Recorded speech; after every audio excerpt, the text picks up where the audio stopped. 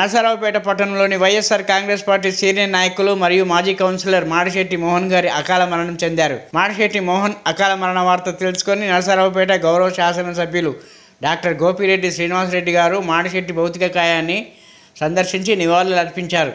ఈ సందర్భంగా డాక్టర్ గోపిరెడ్డి గారు మాట్లాడుతూ మాడిశెట్టి మోహన్ మరణం వైఎస్ఆర్ కాంగ్రెస్ పార్టీకి తీరని లోటని, వారి కుటుంబ సభ్యులను ఓదార్చి వారి కుటుంబ సభ్యులకు అండగా ఉంటానని, అధైర్యపడవద్దని అన్నారు.